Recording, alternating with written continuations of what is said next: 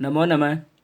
संस्कृत ज्ञान शिक्षा में आप सभी का हार्दिक अभिनंदन है। विद्यार्थियों, अद्य अहम हृदि संस्कृतम षष्ठम कक्षाया एकादश पाठ है अपादान कारक पंचमी विभक्ति को पढ़ेंगे।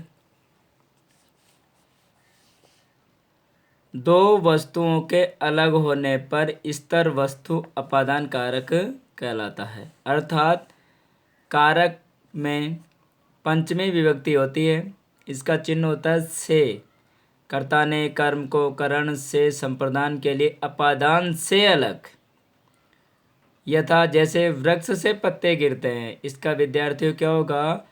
वृक्षात पत्राणि पतंती, यानी वृक्ष से पत्ते गिरते हैं। इस वाक्य में पत्ते गिर रहे हैं किंतु वृक्ष स्थिर है तथा वृक्ष से अलग हो रहा है, अतः वृक्ष अपादान कारक है, इसमें पंचमी विभक्ति होगी। डरने के योग में भी पंचमी विभक्ति होती है। गृहात बहि मंदिरम अस्ति, गृहात यानी घर से, बहि यानी बाहर, मंदिरम अस्ति मंदिर है, घर से बाहर मंदिर है। पर्वतात नदी प्रवहति, यानी पर्वतात पर्वत से, नदी प्रवहति बहती है या निकलती है, यानी पर्वत से नदी निकलती है। तो जहाँ से जिसका उद्गम स्थल होता है वहाँ भी पंचमी विभक्ति का प्रयोग होता है। तो पर्वतात यहाँ पंचमी होगी। बालिका गृहात बहि गच्छति, बालिका घर से बाहर जाती है, बालिका घर से बाहर जाती है।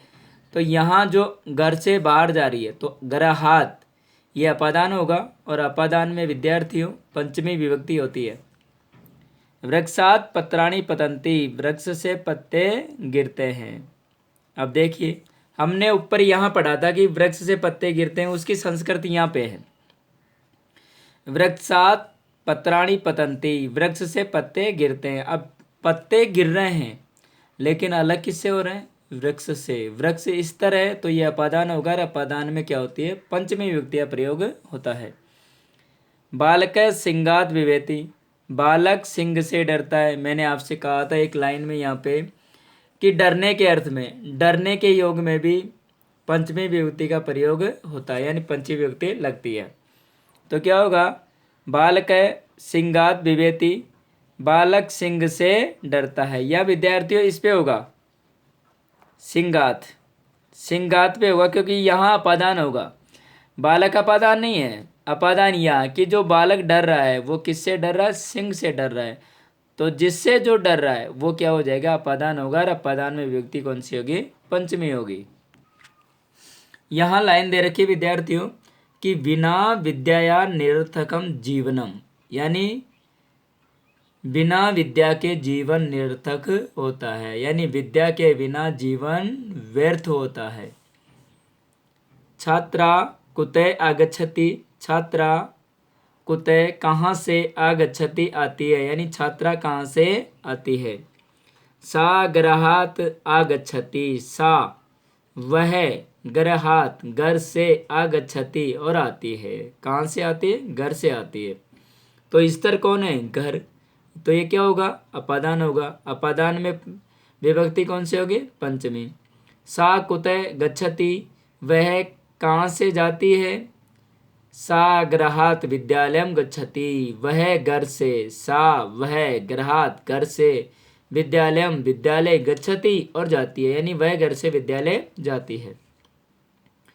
गृहात बहि बालका क्रीडन्ति, गृहात घर से, बहि बाहर, बालका बालक, क्रीडन्ति और खेलते हैं, यानी घर से बाहर बालक खेलते हैं। विद्यालयात बहि वृक्षाः सन्ति, विद्यालयात यानी विद्यालय से, बहि बाहर, वृक्षाः वृक्ष, सन्ति हैं यानी विद्यालय से बाहर वृक्ष हैं। वृक्षेभ्ये फलानि पतन्ति, वृक्षों, वृक्षेभ्ये यहाँ बहुवचन है। यदि एक वचन होता तो क्या होता? वृक्षात। तो क्या होगा? वृक्षेभ्ये फलानि पतन्ति, यानी वृक्षों से फल गिरते हैं।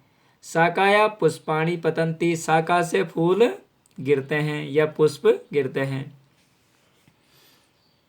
प्रकाश है कस्मात प्रभवती, प्रकाश है उजाला या प्रकाश, कस्मात किससे, प्रभवती निकलता है, यानी प्रकाश किससे निकलता है। प्रकाश सूर्यात प्रभवती, प्रकाश सूर्यात सूर्य से, प्रभवती निकलता है, यानी प्रकाश सूर्य से निकलता है। मेघेभ्ये वृषाः भवन्ति, मेघेभ्ये बादलों से, क्योंकि बहुवचन है यहाँ पे। मेघेभ्ये बादलों से वर्षा भवती होती है, यानी बादलों से वर्षा होती है। पर्वतात नदी निसरती बहती, यानी पर्वत से नदी निकलती है या बहती है। हम दोनों ही अर्थ यहाँ पर कर सकते हैं। पर्वत से नदी बहती है, ये भी हम कर सकते हैं। पर्वत से नदी निकलती है, ये भी हम कर सकते हैं। क्रिया के अकॉर्डिंग निसरती होगा तो निकलती है, और बहती होता है तो क्या होगा, बहती है। परिश्रमात बिना सफलता न भवति, यानी परिश्रम के